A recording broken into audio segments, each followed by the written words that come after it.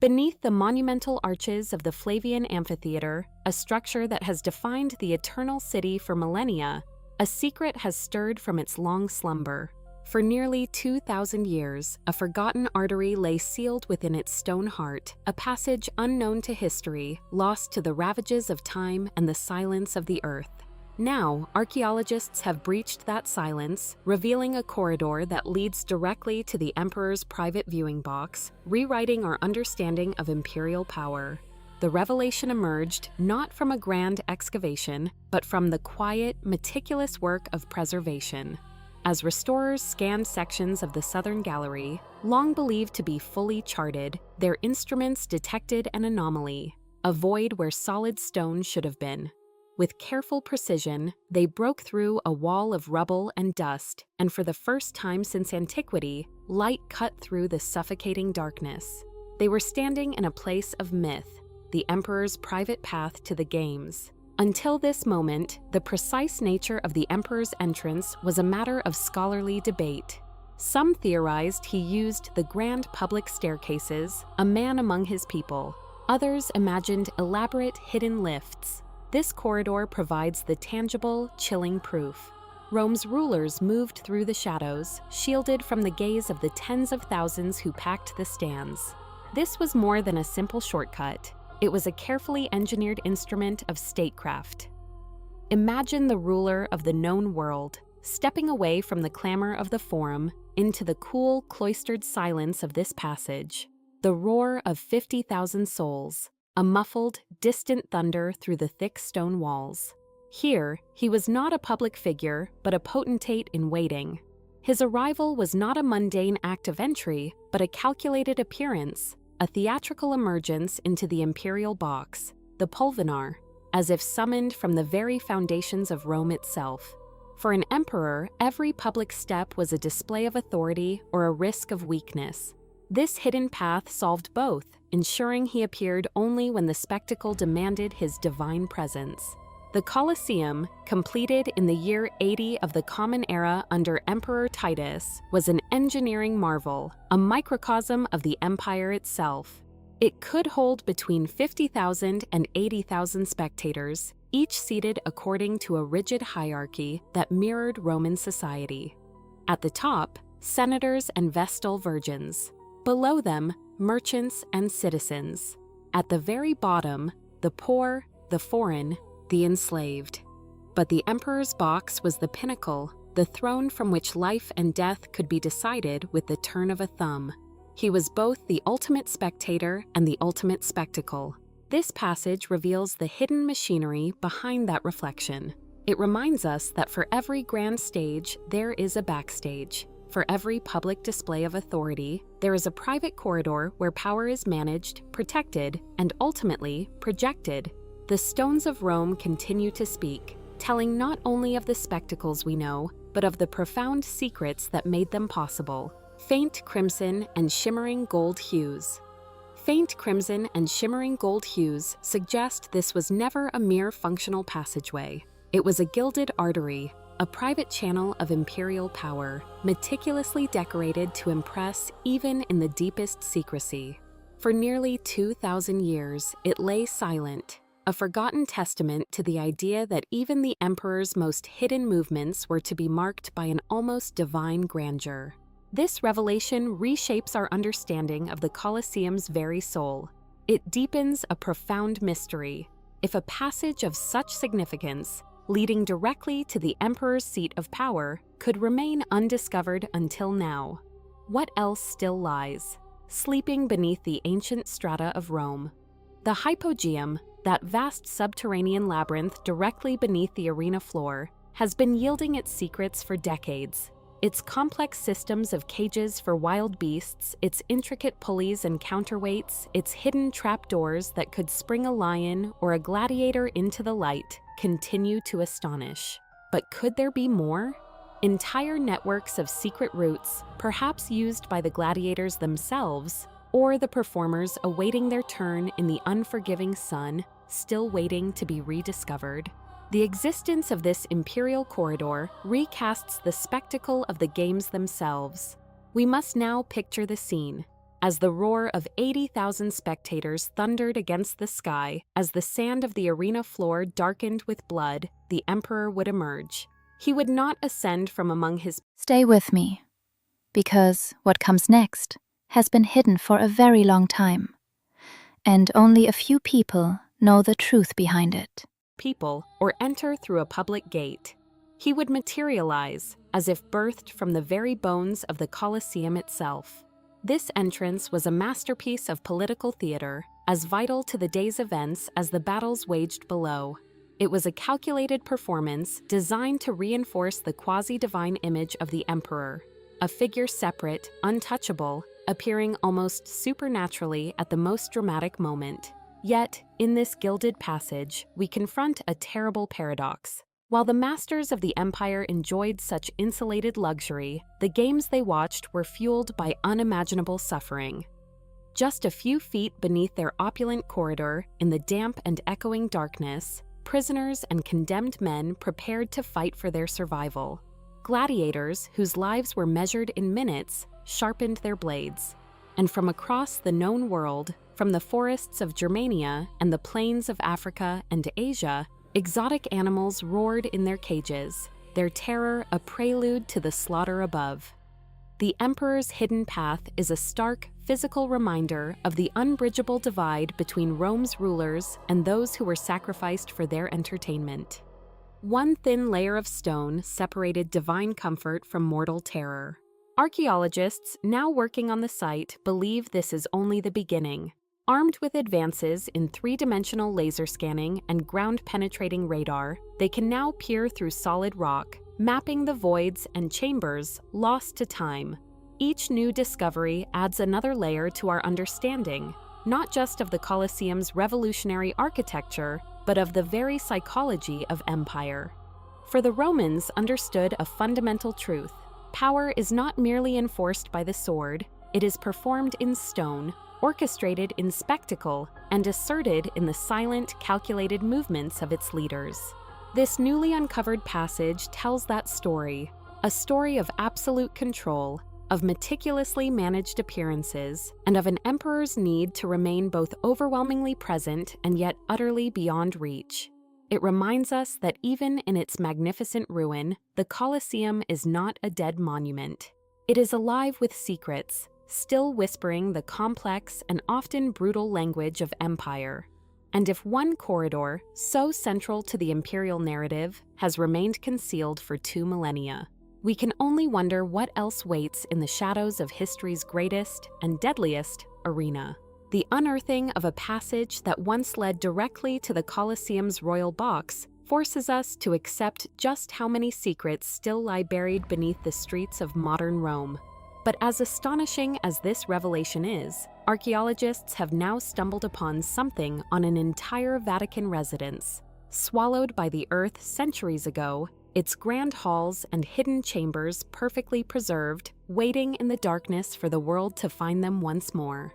The Roman sun beats down, turning the ancient cobblestones of the Piazza San Giovanni in Laterano into a shimmering furnace.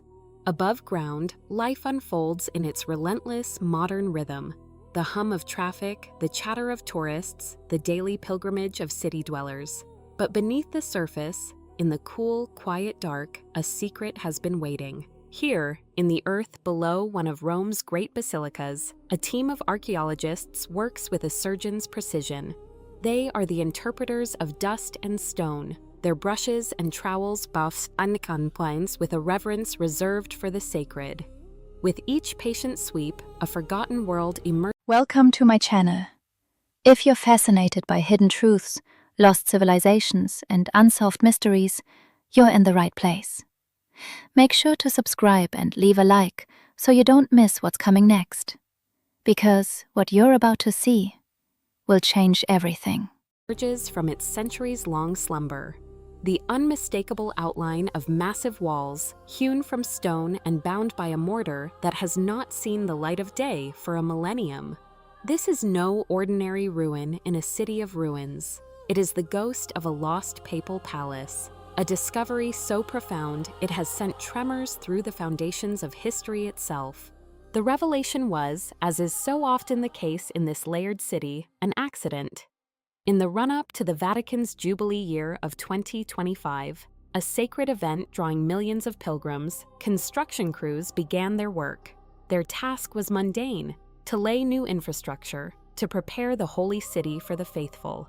Their heavy machinery bit into the ground, tearing through soil and asphalt.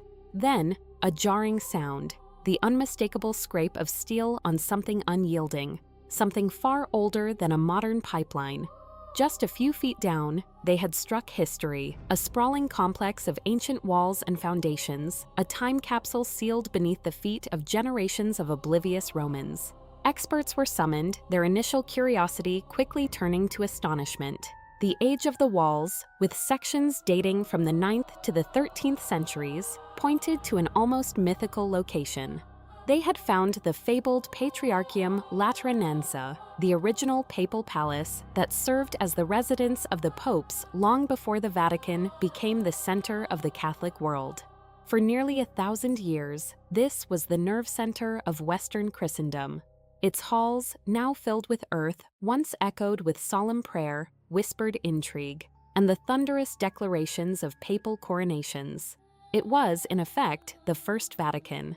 To understand how such a monumental seat of power could vanish, we must travel back through the currents of time to the 4th century. The year is 313.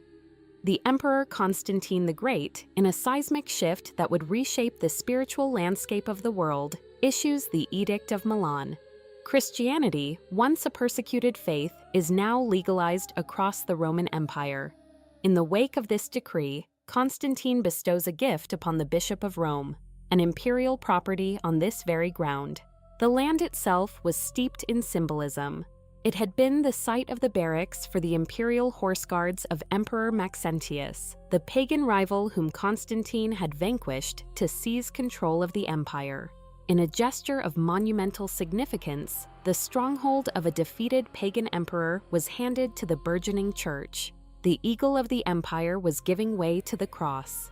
On this reclaimed soil, Constantine founded a magnificent church, the Archbasilica of St. John Lateran, the mother church of the city and the world, and beside it, a palatial residence for the popes. This first iteration of the Lateran Palace began as a relatively modest complex. Its heart a monumental audience hall, a grand basilica in its own right, where the Pope would hold court. But as the decades turned into centuries, as Christianity grew from a nascent movement into the dominant religion of the empire, the palace expanded. It became a sprawling labyrinth of chapels, private residences, council chambers, and archives. It was a city within a city, a fortress of faith and a bastion of political power. For over a millennium, from the twilight of the Roman Empire through the soaring ambitions of the High Middle Ages, this was where the destiny of Western civilization was charted. And then, it was lost. Now, unearthed by the demands of a modern pilgrimage, its stone skeleton speaks again. These walls are not merely an archaeological curiosity. They are a testament to the impermanence of power and the resilience of memory. They remind us that the ground beneath our feet is never just ground. It is a library of forgotten stories, a silent conversation between the ages, waiting for the right moment to be heard once more. For 1,000 years, it was the heart of the Western world. The Lateran Palace, the official residence of the Bishop of Rome, the Pope. Dozens of pontiffs governed Christendom from within its walls, their decrees shaping empires and souls. Yet the image of serene, holy contemplation is a fragile veneer. Beneath the surface of modern Rome, a secret history etched in stone reveals that life in this sacred place was anything but peaceful. The medieval epoch was a brutal, unforgiving age, and Rome was its chaotic epicenter. Newly unearthed foundations beneath the Piazza di San Giovanni in Laterano tell a story not of a palace, but of a fortress. Archaeologists have been struck by the sheer defensive might of the construction. The masons of this turbulent epoch had not been building a mere residence. They were raising a citadel. They had reinforced its structure with massive, two-for-stone blocks, powerful remnants scavenged from the ruins of ancient Roman temples and monuments. The the ghosts of one empire pressed into service to defend another. In key places, heavy buttresses were added, an unmistakable signature of military architecture. Historical chronicles, long dismissed as dramatic exaggeration, now find their confirmation in this excavated reality. Between the 9th and 10th centuries, the Eternal City was a prize, menaced by shadowy fleets and Saracen raiders who crept up the Tiber to plunder its sacred outskirts. But the threat was not only external. Within the city walls, a war of shadows was waged by Rome's own aristocratic families. They fought with bitter intensity, vying for political influence, for wealth, and for the ultimate prize, control of the papacy itself. The throne of St. Peter was a thing to be won not always with piety, but often with steel. In this crucible of violence, the Pope's home had to become his stronghold. The thick, unyielding walls now emerging from the earth were the physical answer to this existential threat. They were designed to shield the heart of Christendom from marauding armies and a feature that scholars believe encircled the entire palatial complex, binding the basilica and the papal apartments into a single, defensible compound. These stones were the silent witnesses to an age when the Vicar of Christ was also a feudal lord. And now comes the part no one talks about. But this is where the real mystery begins. Who ruled from a throne that required a fortress to protect it. Time, however, proved to be a more relentless enemy than any army. In the early 14th century, a crisis of faith and politics shook the Church to its core.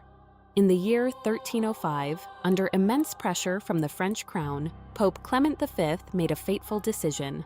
He relocated the entire papal court to Avignon in southern France. It was the beginning of a schism, a period that history would remember as the Avignon papacy. For the next 7 popes, over nearly 70 years, Rome was a city without a shepherd. The Lateran Palace, once the vibrant nerve center of a spiritual empire, was abandoned. The once grand halls fell silent, surrendering to the slow, inexorable work of fire and tremor. Neglect gave way to ruin. When the papacy, under Pope Gregory XI, finally returned to its ancestral home in 1377, the delegation was met with a scene of utter desolation. The old palace was in such a catastrophic state of disrepair that it was deemed fundamentally unusable. A new chapter had to be written. The popes of the dawning Renaissance turned their gaze to another of Rome's sacred hills, the Vatican. Beside the magnificent Basilica of St. Peter, they would build a new residence, a location they considered safer, more modern, and more suitable for a papacy determined to reclaim its authority. From that moment forward, the Vatican eclipsed the Lateran. The majestic old patriarchate, the home of popes for a millennium, slid into obscurity. As the need for a defensive papal fortress waned in a new era of diplomacy and grander armies, the sturdy medieval walls of the Lateran lost their purpose. They were eventually dismantled, their stones repurposed or simply buried, their formidable legacy preserved only in dusty chronicles. Today, as excavators brush the soil from their surfaces, these walls speak again. Italian authorities have hailed the find as an extraordinarily important discovery, a tangible link to a poorly understood chapter of Rome's history. As the Minister of Culture, Gennaro San Giuliano, noted, it is yet another profound demonstration of the richness of this city, a place where entire epochs lie sleeping just beneath our feet. These stones are more than archaeology. They are a testament to the violent paradox that often lies at the heart of human institutions. They remind us that even the most sacred ground is shaped by the most profane of human impulses: fear, ambition, and the primal need for survival. History is not a story of inevitable progress, but a layered landscape where the foundations of faith are so often built with the stones of a fortress. Beneath the relentless pulse of modern Rome, the earth keeps its own time. Most people stop watching right here. But if you continue, you'll discover something almost no one knows. Here, the past is not a foreign country, but a subterranean kingdom, an inexhaustible mine of treasures waiting for the light. With each careful scrape of the trowel, a honeycomb of ancient chambers and corridors is unveiled, a testament to the city's profound, layered soul. They call it the Eternal City, and in this raw, open wound in the ground, we see precisely why. Its history does not simply end, it is merely buried, awaiting rediscovery. Standing within the trench itself, on soil once trod by medieval pontiffs, the air feels thick with consequence. The clamor of the 21st century fades, replaced by the imagined echoes of a bygone world. The murmur of Latin prayers, the rustle of papal robes, the distant clang of a blacksmith's hammer. It was a sentiment captured by one observer that here, every single stone speaks, each fragment of marble and brick a narrator telling its own epic tale. These are not just ruins, they are syllables in a forgotten language, and archaeologists are only now beginning to piece together the grammar of this lost age. This is not just any discovery. This is the ghost of a forgotten Vatican, the original seat of papal power, the Patriarchium Lateranense. For 1,000 years before the Holy See moved across the Tiber, this was the heart of Western Christendom. It was from these halls that popes governed a burgeoning spiritual empire, their authority echoing from the shores of Britain to the frontiers of the Holy Land. This palace was a bridge between epochs, forged in the crucible of the late Roman Empire. It links the age of Constantine, who first gifted this land to the Church, with the dawn of a new Christian imperium. It witnessed the fierce medieval struggles for supremacy, the clashes between popes and emperors that would define the map of Europe. The modern world that grew from these ancient foundations often forgets its origins. But history is not gone. It is a constant, physical presence, lying just inches beneath our feet, shaping the present in ways we seldom comprehend. In the very heart of a contemporary metropolis, amidst the roar of traffic and the ceaseless thrum of life, an ancient voice has whispered up from the ground. A palace of popes, a center of power once thought lost to fire and the ravages of time, has been found. This revelation invites us to contemplate the extraordinary resilience of heritage. Rome is the ultimate palimpsest, a manuscript written, erased, and rewritten over millennia. Pagan temples become the foundations for Christian churches. Imperial forms are quarried for the stone of Renaissance palazzos. The city's layers, pagan and Christian, imperial and ecclesiastical, coexist in a grand, chaotic, and beautiful tapestry, the epic poem of Rome. Looming over the excavation site, a silent, colossal witness, stands the Archbasilica of St. John Lateran. Even today, it remains the Pope's official cathedral, his seat as the Bishop of Rome. It serves as a living, breathing reminder of how seamlessly the past and present intertwine here. The unearthed palace was once its administrative heart, the basilica its spiritual soul. Now, separated by centuries, they are reunited by the archaeologist's spade, a dialogue reopened across time. For historians, these chambers are a library returned from the ashes. Within these walls, they will search for secrets of daily life, of political intrigue, of the evolution of faith and power. Each fresco fragment, each shard of pottery, holds the potential to illuminate our understanding of a world that laid the very groundwork for our own. But beyond the academic pursuit, there lies a more profound truth. As long as there are stories still buried in the earth, the conversation between what was and what is can never truly end. In Rome, that dialogue is eternal. The city does not give up its dead easily, but when it does, it reminds us that we are all just temporary residents, walking on layers of accumulated memory, built upon the dreams and ambitions of those who came long before. The ground itself is the ultimate archive, holding a history far vaster than any ever written. Within these silent halls, history is measured not in years, but in miles. An estimated 53 linear miles of shelving stretch into the gloom, a silent testament to human endeavor. This is no mere library. It is a labyrinth of memory where fragile parchments carry the weight of centuries, with the earliest whispers dating back to the 8th century. The collection is meticulously organized, each section a sealed chamber of time, hosting materials from specific periods of monumental significance. To the casual eye, it is a static archive, a vast and silent record of what has been.